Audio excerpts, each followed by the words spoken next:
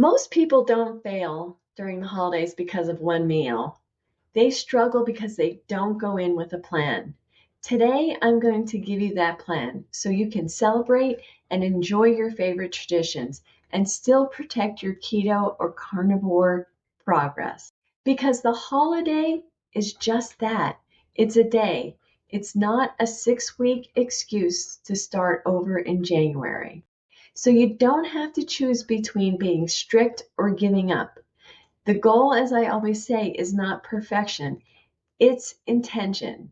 So before the holiday even starts, I want you to decide, am I staying fully keto or carnivore, or will I allow one small planned taste of a favorite dish without guilt and without spiraling? We don't want any all or nothing thinking here. So when you make the decision ahead of time, there's no shame and no, I blew it, or no need to start over in January. You can continue your progress. And this helps even more. Tell someone your plan out loud before the meal. It could sound like this: I'm staying keto this year. I'll have turkey, veggies, and maybe one spoonful of mashed potatoes. That's it. Or for carnivores, I'm bringing my own meat and gravy. I'm skipping the carbs because I feel so much better when I do. Perfect. When you speak it out loud, you step into choice instead of temptation. You reduce pressure from others and you create gentle accountability for yourself. We're going to talk more about accountability tomorrow, Dorothy style. Dorothy was my mom.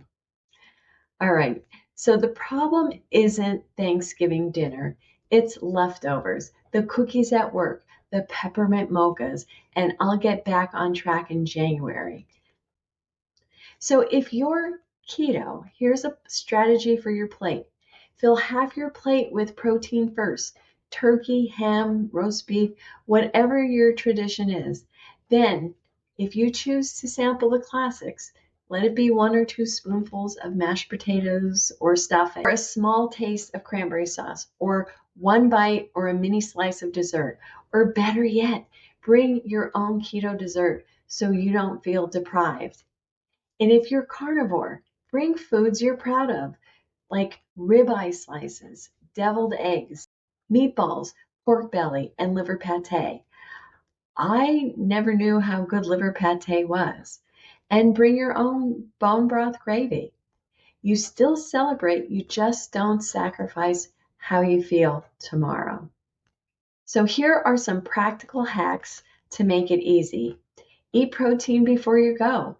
Don't arrive starving. Not good. Make sure you salt and use your electrolytes. I'll put the link below for my link to Element to help stop cravings before you start. Bring something you can eat: a charcuterie board, bacon wrapped scallops as appetizers, or bring that pumpkin mousse for dessert. Use the pause and delay trick. Craving pie? Breathe, wait 10 minutes. Drink water or tea. Most cravings will pass. And then the leftover rule. Keep the turkey, send the pie home with somebody else. You don't need a new diet in January. You need a plan in November and December. Tell me below, what would help you the most next? Keto or carnivore holiday menu? Charcuterie board ideas? Carnivore gravy? Keto-friendly pumpkin dessert? I'll create the most requested one. And I have one that I made for Christmas dinner a couple years ago. It was butter pecan ice cream made with brown butter. It was keto.